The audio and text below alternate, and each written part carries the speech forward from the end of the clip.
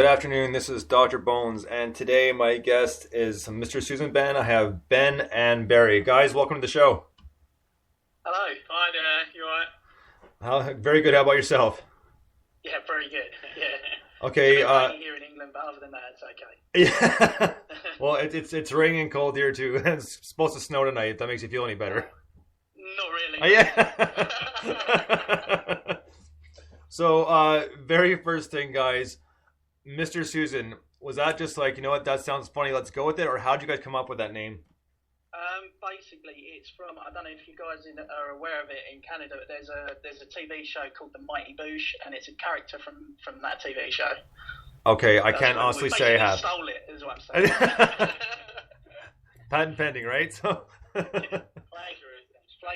Yeah. Oh, it's fine. I'm sure it won't bother them. But when you guys I guess met up and decided to do the band, which like know a little bit about, like, how did you guys meet? Did you guys play in other bands together first? Were you just friends, or how'd that come together? Friends of friends. Basically, a guy that I used to play football with just recommended to me, just, we were chatting about music, and I was saying, well, we were actually planning to go and see the Mars Volta. Oh, really? One night, and yes, we were, and we basically, my friend, this friend of the friend said, oh, well, you should speak to Barry. My friend Barry, he plays the drums. I was like, he plays the what? That's it. He's in the band. That's it. So we've very much been like jamming ever since, and got together, and initially it was just like myself and Barry, and then we got the other guys involved, and sort of going on from there. So. Now, just before we get into that, did you end up going to see the Mars Volta? We didn't, no. And in actual fact, we went to see them recently and we were massively disappointed. So, really, eh? It would have been better to have seen them then, I think. About a year ago. Yeah, we went to see them about a year ago at Henry's Town, and we were massively... I don't know if the new lineup really works as well as the old one. I don't know. Perhaps we just cut one and off. It's very possible, because they were... Yeah, because I saw them when The Lost in the Crematorium came out. But the thing is, I think that year too, they were doing double duties, because they're doing revisiting at the drive-in as well. Yeah, exactly. I think they probably took on a little bit too much. Yeah, I think, to be honest, I think the guitarist, they basically decided that they were actually going to just do the whole of the new album and play just one of the old songs, and then sort of started berating the crowd for sort of not hanging around to listen to all the new stuff. Yeah, which I think is never a good move. No. If you're a singer, to actually just start slagging off your own fans. Well, you know what, they're actually... Not a good move. No, they're actually not together anymore. They broke up. That doesn't shock me. Yeah. Well, we'll get to... Oh, that's not really important, but they broke up. So I know we kind of skewed off. I'm just a little curious about that. So you guys met, you guys got together. Now, did you have an idea particularly in mind of what style of music you're going to play, or did that just kind of come together after you started jamming a bit? Well, the main thing was that we knew it was going to have to be something original. We knew that it wasn't going to be like any of the other bands that we were, hearing. Put it that way. It was always going to be. I mean, how the band really started was that we got to, myself and Barry. It was just the two of us. So originally, we were doing a lot of looping stuff. We were using a lot of samples, and we were, that's how the original ideas for the songs came along. So really, we were just, I think because we bought a Korg, and previously we'd only ever really used guitars and drums. Yeah, and we bought ourselves a mini Korg, and we got ourselves a sample pad, and we started messing around with some, and sort of approached it in a different way than we'd probably done previously. So that's how, basically, yeah. We had to add that was basically how it came about, and then it sort of developed from there. And then we got Ian involved, who's an Italian jazz guy that plays a thing called a xylosynth, and if anyone doesn't know what a xylosynth is, it looks like a xylophone,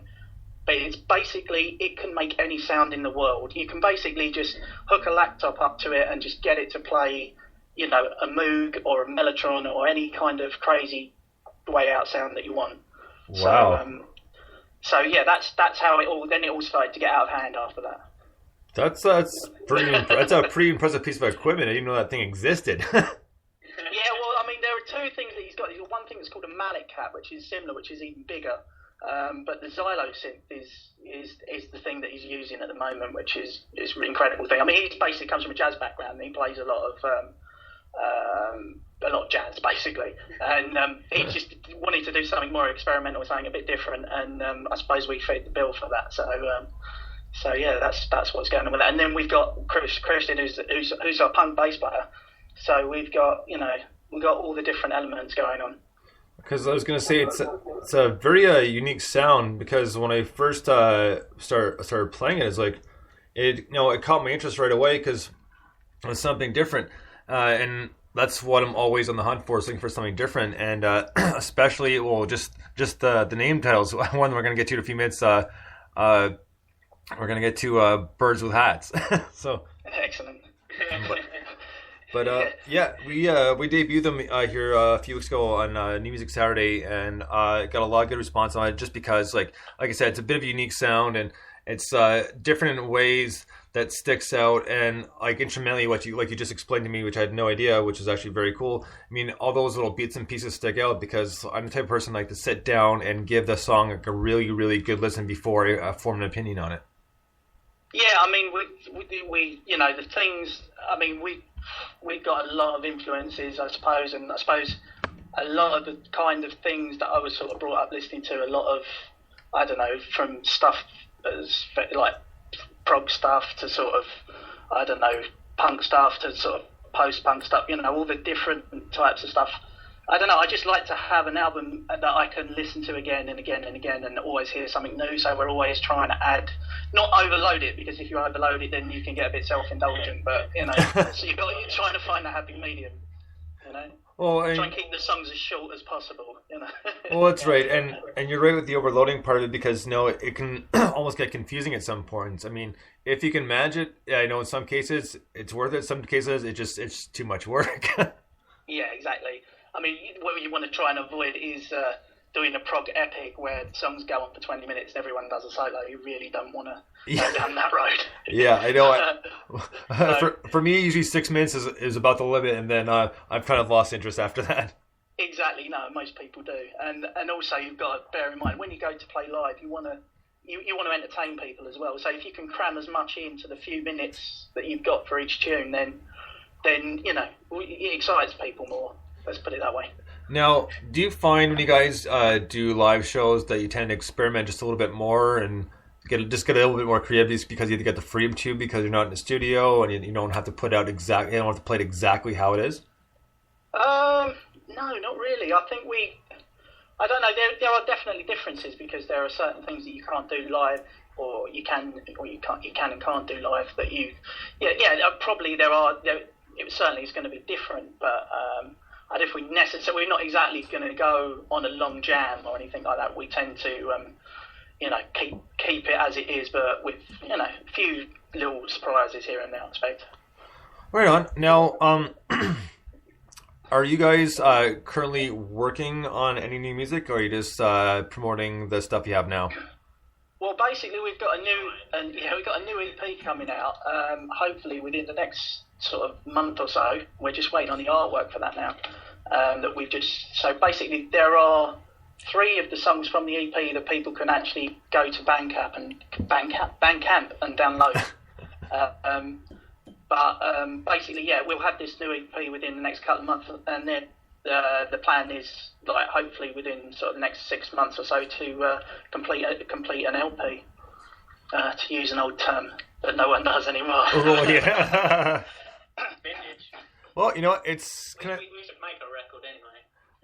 Well, you know, it's slowly but surely starting to come back a little bit. So you never know. But I mean, I'm always interested in vinyl. I still have a record player, so I'm totally down for that. And yeah, same here. Yeah, exactly. We're both vinyl freaks, so yeah, you know, you're not going to get an argument from us.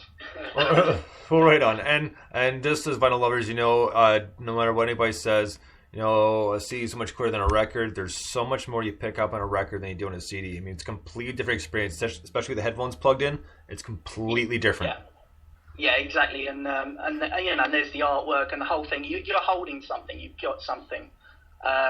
You know, the idea of downloading something from iTunes that after 5 computers time, you probably won't have anymore unless you save it somewhere on a hard drive. It's just not as sexy, is it really? No, I completely agree. Most of the time, the digital copies for me are just a temporary fix, so I can actually get the actual CD or vinyl. So completely agree with that. So we're gonna take a quick break here, and, I'm not. Apparently, you're not the only one messing up words here today, but no problem. So we're gonna listen to Birds with Hats. This is Mr. Susan. Lovely.